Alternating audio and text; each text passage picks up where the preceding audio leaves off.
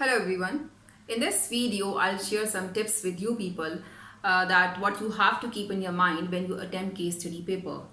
So first of all, whenever you get this paper of case study, you must go through this case study with some specific points in the mind that what are the strengths of that business, what are the weaknesses of that business, their future plans, their opportunities, and there might be some threats mentioned in the case study in terms of increase in competition, going to the new market and competition there, or maybe some legal framework change of that. So all these things you have to underline in your case study. Give good 5 to 7 minutes to read that case study and try to digest main important points of that case study in your mind. So whenever you answer questions in case study, examiners look for this skill that have you use that case study material to mold your answers. So it will give you good reasons to analyze points in every answer. So I would always recommend you people to give good case study reading in the start, even before reading the questions of that case study. Second tip for the students is to have quality over quantity.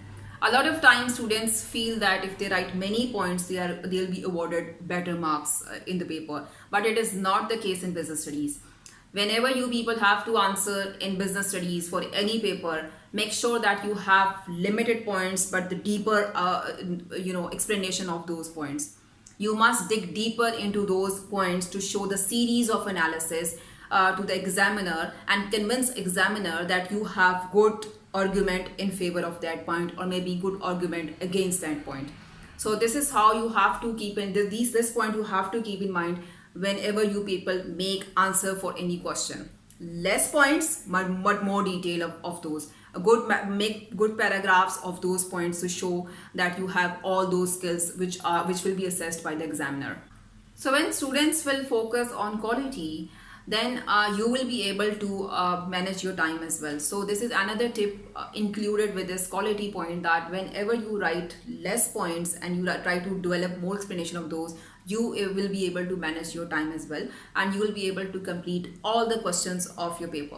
Tip number 3 is this, that you should not copy paste material of the case study. Sometimes students do this to make lengthy answers, that they copy the material of the case study. You would not be awarded a single mark for this. You have just wasted your time if you have done this.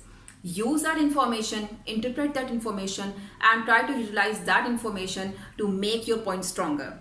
So what examiners look for in your scripts is this, that how you have used that information to validate your point. For example, if it's given in the case study that business plans to go to another country and there is high economic growth in that country. So you can say this, that due to this high economic growth, incomes of the people would be increasing, so they can charge higher prices. But on the other hand, there'll be more competition, which means they have to keep their prices competitive so that they can grab market. So this is how I'm going to interpret that information of the case study. No need to write that specific information, write that and then answer that by using that information, explain that information in the context of that question, so that examiners would be convinced that you have used that information of the case study in a good way in your answer, and they will award you marks for that. Last tip is this, whenever question asks for advice, recommendation, conclude about something, you must have one paragraph in detail about the recommendation. So recommendation does not mean, or evaluation does not mean that you have the same point repeated in your answer.